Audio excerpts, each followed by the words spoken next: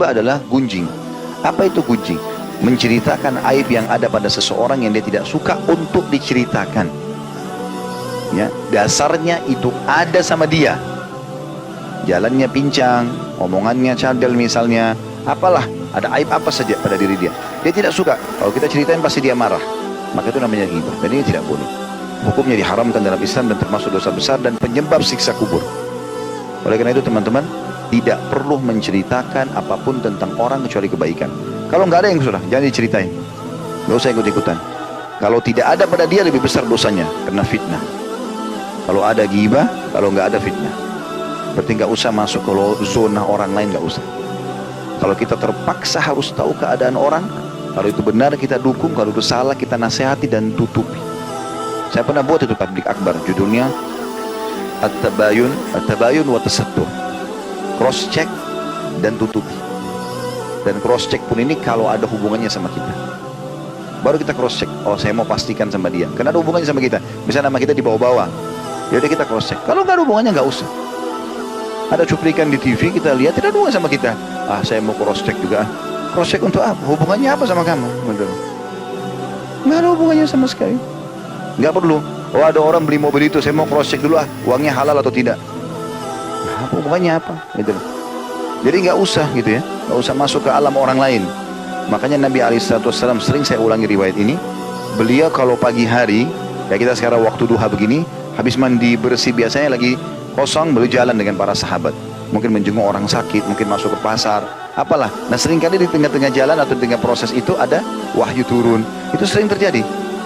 Maka Nabi SAW kalau habis mandi segala macam sudah rapi, mau keluar, begitu buka pintu banyak sahabat depan rumahnya. Yang paling pertama kalimat Nabi, jangan ada yang ceritakan aib sahabatku. Saya ulangi, jangan ada yang ceritakan aib sahabatku, karena aku ingin bertemu dengan mereka dalam kondisi lapang dada. Kita sekarang buka pintu langsung, udah tahu belum? Telepon, udah tahu belum? Langsung yang pertama itu, buka gosipnya orang.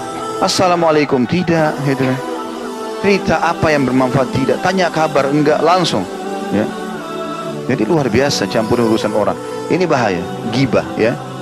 Kalau bapak ibu dengar orang menceritakan, apalagi kalau baru kenalan ya, baru kenalan sudah mulai cerita tentang aib suaminya, aib istrinya, pekerjaannya, berarti tidak layak jadi teman itu.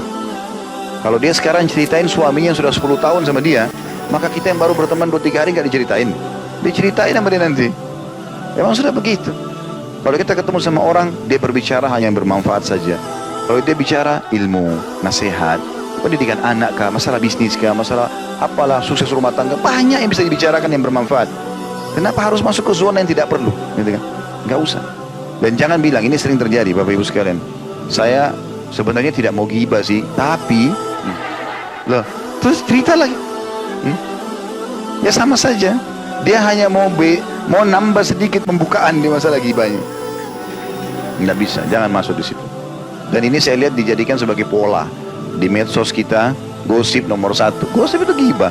Masuk rumah tangga orang, ribut sama pembantunya, rumah tangganya dengan pekerjaannya, macam-macam, mobilnya orang dibahas. Kadang-kadang dicari, mungkin kalau pakai sendal pun dibahas.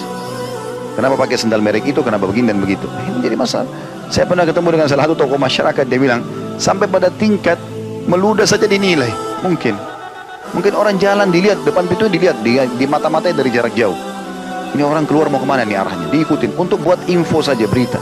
Ini semua nggak benar, dalam Islam tidak boleh. Makin kita tidak tahu sesuatu, maka jangan dicampur tahu, nggak usah. Allah Subhanahu Wa Taala sudah mengamanahkan di pundak setiap orang antara kita 2 malaikat yang tidak pernah tidur, ngawasin terus.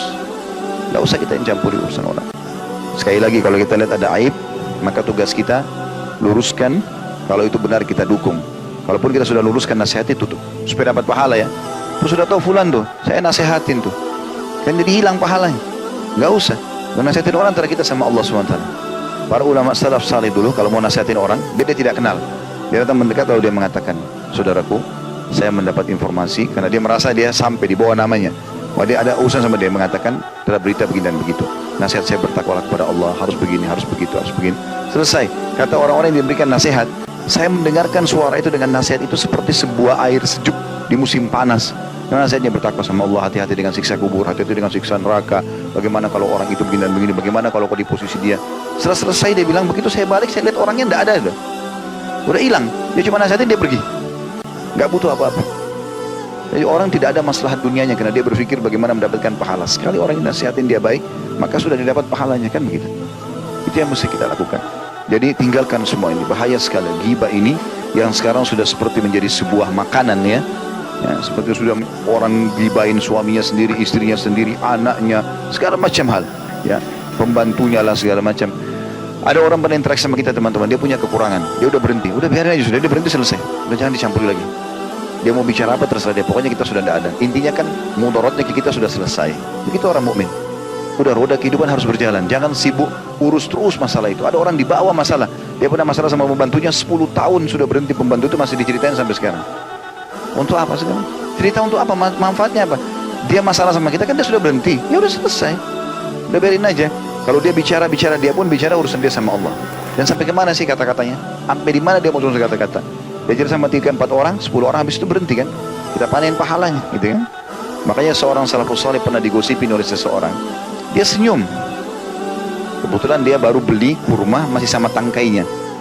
Kurmanya masih segar-segar. Dia suruh muridnya satu orang bawa ini ke orang sana. Titip pesan ya. Bilang sebagai balasan atas kau transfer pahalamu, kau kasih pahalamu ke saya karena kau gosipin saya, ini balasnya, saya balas kau dengan kurma yang segar ini. Artinya dia ingin mendakwahi orang itu sekaligus juga memberikan gambaran, bahaya loh kamu, ini pahalamu hilang gitu loh. Dan ini saya balas kamu, kalau kamu buruk saya tetap balas kau dengan kebaikan. Seperti itulah kurang lebih ya. Jadi selalu yang terdengar oleh kuping kita, yang terlihat oleh mata kita, yang terucap dengan lisan kita, semuanya kebaikan. Bagi orang mukmin selalu emas saja, nasihat, manfaat, ilmu, segala macam itu saja. Dari manfaat ke manfaat yang lain. Karena manfaatnya jangan didengarin, udah nggak perlu. Dan ingat, semua yang didengar oleh kuping kita jangan langsung dinukil dengan mulut. Karena Nabi SAW mengatakan cukuplah dosa yang sangat berat bagi orang yang semua yang dia dengar dinukil dengan mulutnya. Baru dengar langsung dilempar. Padahal sebenarnya belum tentu itu benar. Bagaimana kita tarik sekarang? Ya teman-teman, kalau sudah melemparkan kata-kata itu susah sekali. Selama masih di lisan kita, maka masih milik kita. Kita bisa telan kembali, nggak usah diucapkan. Kontrol diri. Tapi kalau kita sudah ucapin, ini luar biasa. Pepatah bahasa Arab mengatakan kalau kau titip sama orang emas, pastikan tidak akan bertambah. Tidak mungkin, bahkan bisa berkurang kalau kita titip emas. Tapi kalau kau titip kata-kata, pastikan akan bertambah. Ini kita cerita satu paragraf nih sama dia. Dia nanti cerita sama temannya itu 2 paragraf. Ini 10 orang 10 paragraf, jadi satu buku nanti. Padahal kasusnya cuma kecil, tapi jadi besar gara-gara itu. Efeknya besar. Dan itu dimaksud dengan ghibah, teman.